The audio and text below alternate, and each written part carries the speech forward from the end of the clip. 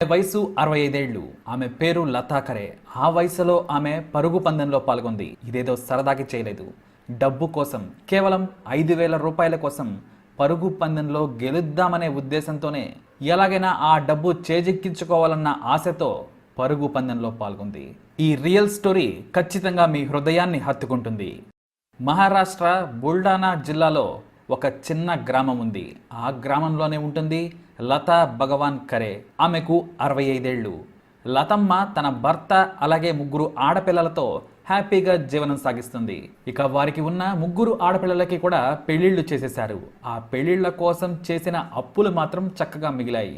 ఇక ఎలాగో అలా మనం బ్రతికేస్తే పోతుంది అనుకొని ఆ అప్పులు తీర్చడానికి రోజు కష్టపడుతూ వచ్చిన దాంట్లో తింటూ మిగిలినవి అప్పులు తీర్చుకుంటూ శ్రమిస్తూ బతుకుతున్నారు. ఇలాంటి కష్టకాలంలో ఓ రోజు సడన్గా భర్త అనారోగ్యం పాలైపోయాడు.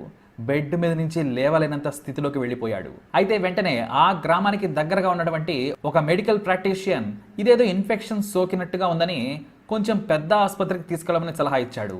లతమ్మ నెత్తిన పిడుగు పడ్డట్టయింది. పెద్ద ఆసుపత్రి అంటేనే డబ్బులు కావాలి. చేతిలో చిల్లి గవ్వ కూడా లేదు.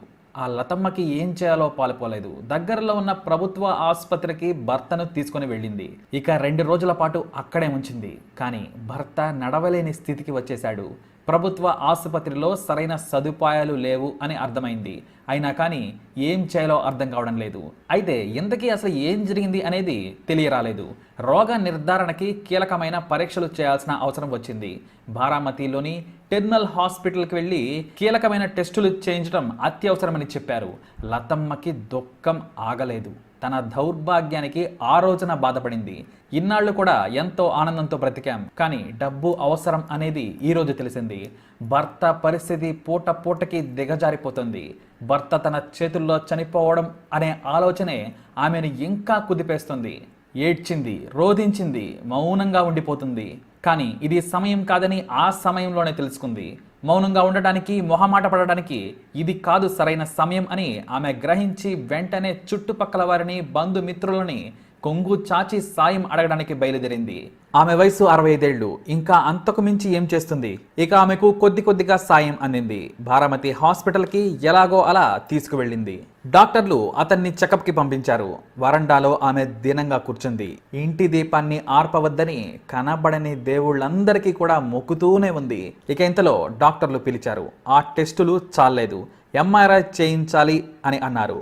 ఎంఆర్ఐ అంటే దాని అర్థం కూడా తెలియదు. ఖరీదైన పరీక్షలు అని మాత్రం ఆమె గ్రహించింది. జబ్బు నిర్ధారణ చేయలేమని తేల్చి చెప్పేశారు. ఇక ఆమె అక్కడ దుఃఖం ఆపుకోలేకపోయింది. తన మాంగళ్యం తన కళ్ళ ముందే దూరం అవుతుందని విలవిలా ఏడ్చేసింది. చేతిలో పైసా లేదు, ఇంకా ఖరీదైన పరీక్షలు.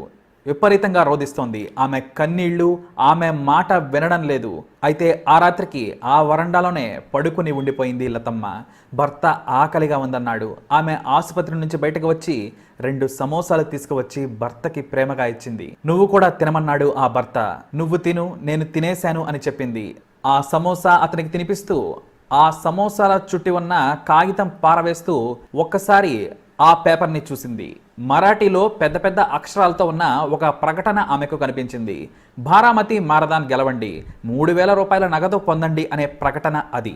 ఆమె మనసులో ఒకటి కాదు అనేక ఆలోచనలు. రాత్రంతా నిద్రలేదు, ఆలోచనలతో సతమతమైపోతుంది. ఇక ఉదయం లేవగానే ఒక నిర్ణయానికి వచ్చేసింది.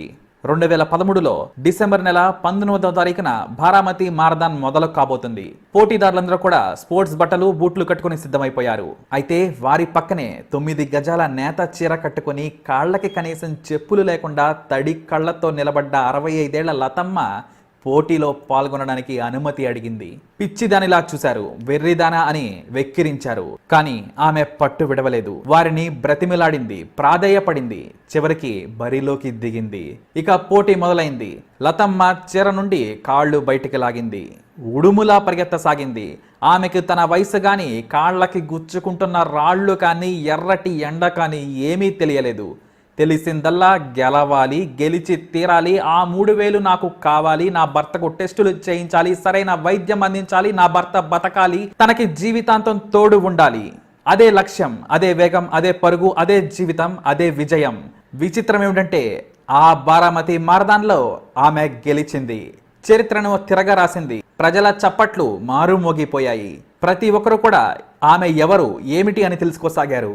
అక్కడ ఉన్నటువంటి నిర్వాహకులు ఆమె కన్నీటి గాథ విని చెలించిపోయారు. సీనియర్ సిటిజన్ విభాగంలో ప్రైజ్ మనీని 5,000 చేసి ఆమెకు అందించారు. అంతే, ఆమె పరుగు అక్కడ కూడా ఆపలేదు. ఆ డబ్బుతో సరాసరి ఆసుపత్రి వరకు పరిగెట్టింది. ఆమె ప్రేమ ఊరికే పోలేదు. లక్ష్యం ముందు సమస్య చిన్నబోయింది. భర్తకి మెరుగైన వైద్యం అందింది. అన్ని పత్రికలు, ఛానల్స్ లతమ్మ గురించి గొప్పగా రాశాయి, చూపించాయి. దేశ నలుమూలల నుండి ప్రశంసలు వెల్లువెత్తాయి. నెల తిరిగేసరికి ఆమె జీవితం మారిపోయింది. గుర్తు తెలియని వ్యక్తులతో సహా ఆమె బ్యాంకు ఖాతాకి డబ్బులు పంపిస్తూ ఉన్నారు. మొత్తంగా 1,75,000 రూపాయలు పోగాయి. ఆ కుటుంబం అన్ని విధాలా గట్టెక్కింది. అసాధ్యాన్ని పట్టుదలతో సుసాధ్యం చేసింది లతా భగవాన్ ఖరే. ఎందరికో ఆదర్శమైంది. ఇక విచిత్రం ఏమిటంటే ఇప్పుడు ఈ కథతో ఒక సినిమా కూడా తీస్తున్నారు అని లతా గారే గర్వంగా చెబుతూ ఉన్నారు. దర్శకుడు నవీన్ కుమార్ అనే అతను ఒక సినిమా తీయడానికి ప్లాన్ చేశాడు. ఆవిడ గురించి ఒక తెలుగు పత్రికలో చదివాడు. భర్త కోసం 65 ఏళ్ల మహిళ ఈ విధంగా కష్టపడడం చూసి ఆశ్చర్యపోయాడు. మొదట్లో డాక్యుమెంటరీ తీద్దాం అనుకున్నాడు, కానీ ఇప్పుడు ఏకంగా సినిమా తీద్దామని దృఢంగా నిర్ణయించుకున్నాడు నవీన్ కుమార్.